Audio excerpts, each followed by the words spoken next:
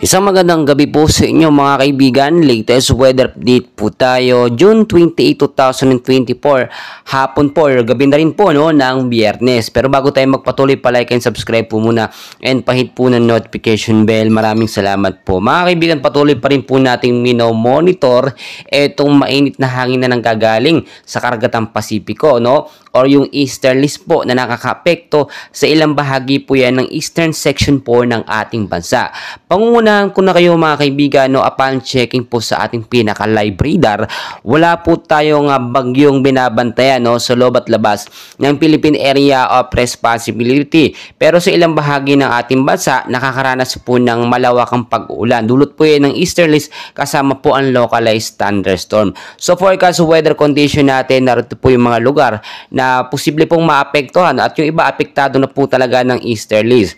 So sa area po ng Aurora, Quezon, Bicol Region, Eastern Visayas, Caraga at Davao Region, maulap po na panahon ng mararanasan or naranasan dyan ngayong hapon. Posibleng bukas po ng umaga hanggang sa hapon ay maging makulimlim po ang mga lugar po na aking nabanggit dahil po yan sa easterlies mga kaibigan.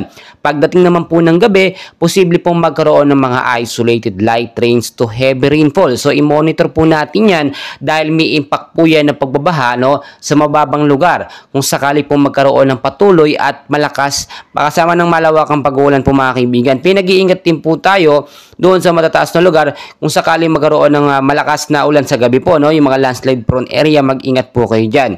Dito naman po mga kaibigan, sa area ng Metro Manila at the rest po ng bahagi ng ating bansa, apektado naman po ng localized thunderstorm. So marami nagsasabi no, na itong localized thunderstorm ay minsan bigla ang nagpapaulan sa hapon. Kung titignan po ninyo sa ating pinaka-radar, no, ay meron tayong binabantay na mga cloud cluster. Pero take note, hindi po ito bagyo, hindi po ito LPA.